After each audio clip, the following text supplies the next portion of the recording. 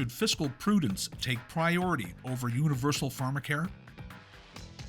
I'm a believer that ultimately publicly provided programs like pharmacare reduce costs in the long run overall, and that really it is fiscally prudent to have something like pharmacare. Does it have to be one or the other? Like, can't they start providing supports to people who really need it, but not make it universal necessarily right away?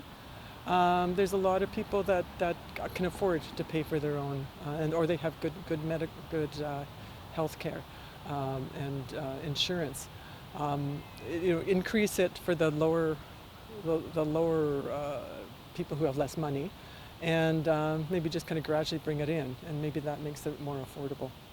Oh wow, that's a big question. I am a strong supporter of universal pharmacare, so I would say that needs to come first. We've got far too many people who can't afford the medications that they need, and our government system it's no different in some ways than having health care.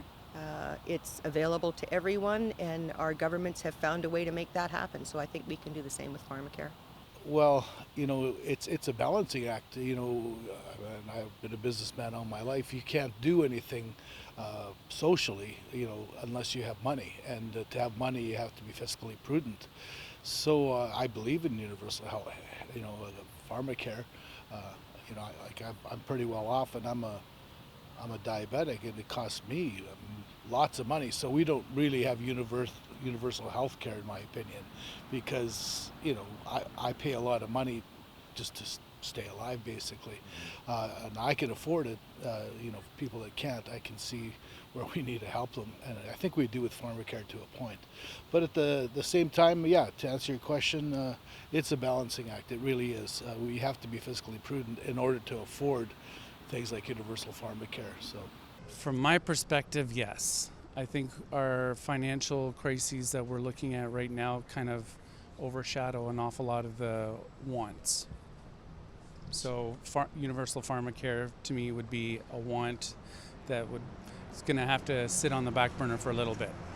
I think you have to be mindful of fiscal prudence. I think by and large, Canadians want to make sure that everyone has access to health care and pharmacare. We're a federation. Provinces have a role. I think the federal government's responsibility is to ensure that whatever program we come forward with, it's done in a concerted way that allows for the effectiveness of federalism to show. And ultimately, I think if you do that, you're in a position to perhaps deliver a program that's cost effective. That's a significant question. Because there's a whole lot percentage of the population that have also no medical insurance. And it's the pig in the python demographics. And so you've got all these people that have hit baby boomer retirement, and by the time you hit like 60 or whatever, your health needs increase significantly.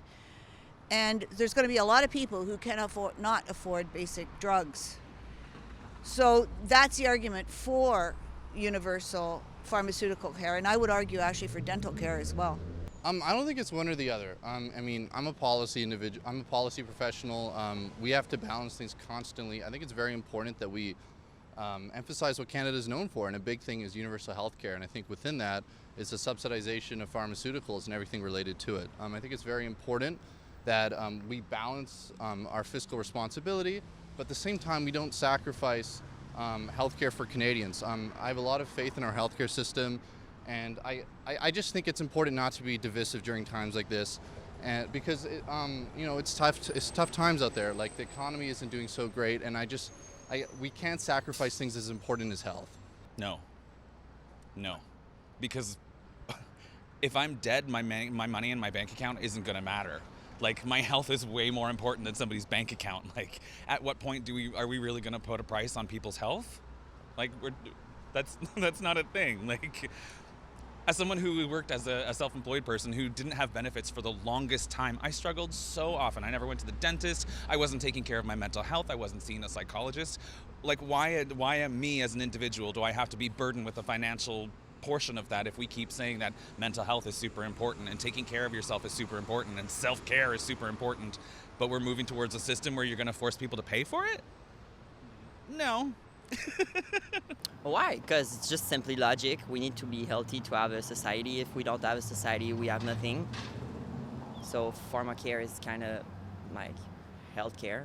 I think unfortunately every policy is subject to some type of fiscal constraint. I think universal pharmacare is something that Canadians have become accustomed to and should continue to get accustomed to, but it's not a bottomless well, and funds have to be found to support and finance the universal care, pharmacare. It's a balance of convenience and cost.